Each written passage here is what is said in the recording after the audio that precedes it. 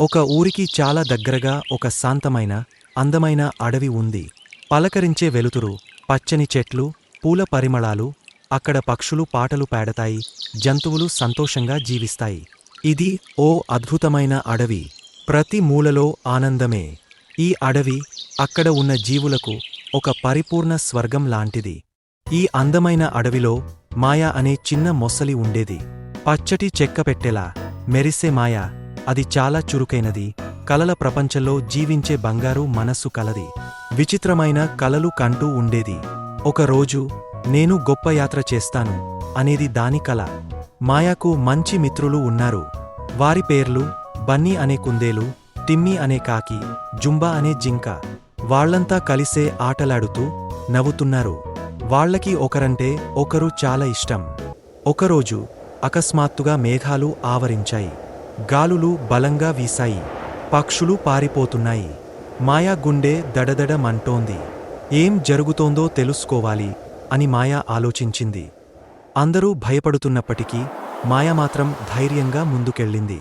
మాయా మాత్రం నడుం బిగించి మన అడవిని కాపాడాలి అంటూ ధైర్యంగా ముందుకు సాగింది. మాయా చేతిలో దీపం పట్టుకుని తన మిత్రులతో కలిసి అటవీ ప్రాంతంలోకి పయనమైంది. బన్నీ, టిమ్మీ, జుంబా చీకటి అడవిలో మెరిసే ఆశగా ముందుకు నడుస్తున్నారు. తీవ్రమైన అంధకారంలో ఒక్క ప్రకాశించే చెట్టు కనిపించింది. ఆ చెట్టు చుట్టూ మాయాజాలంలా వెలుగులు మెరిసిపోతున్నాయి.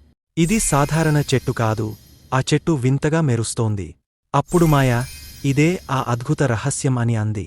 ఆ చెట్టు మాయాతో మధురంగా మాట్లాడింది. నా పేరు దీపవృక్షం. ఈ అడవిని నేను కాపాడుతున్నాను, అడవికి వెలుగును ఇస్తాను. ప్రస్తుతం నేను బలహీనమవుతున్నాను అంది. నన్ను దూరం పెట్టాలని చాలామంది ఆలోచిస్తున్నారు. చెట్టు చుట్టూ చీకటి పూతలు చుట్టేయడం చూసిన మాయా బాధపడింది.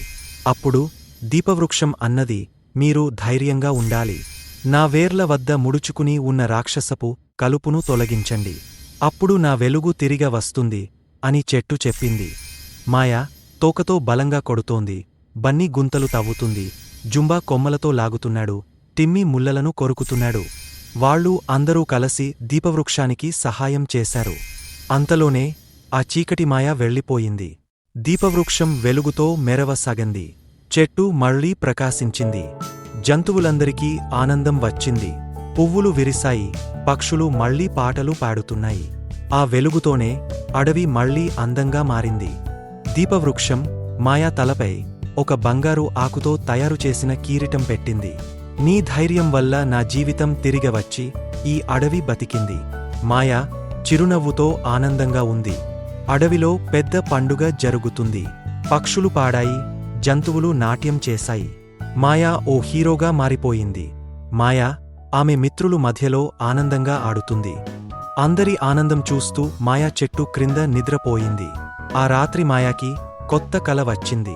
ఆ కలల్లో రెక్కలు వచ్చి ఆకాశంలో ఎగురుతున్నట్టు. ఆమె కోరుకుంటున్నది ప్రపంచంలోని అన్ని రకాల అడవులను కాపాడటం. పొద్దుపోయే సమయంలో అడవి ఓ అందమైన కాంతితో మెరిసిపోతోంది. మాయా, టిమ్మీ, బన్నీ, జుంబా అందరూ అడవిని చూస్తూ నవ్వుతున్నారు. ఇది వారి అద్భుత అడవి. ఎప్పటికీ వెలిగిపోతూ ఉంటుంది. Please subscribe to our channel.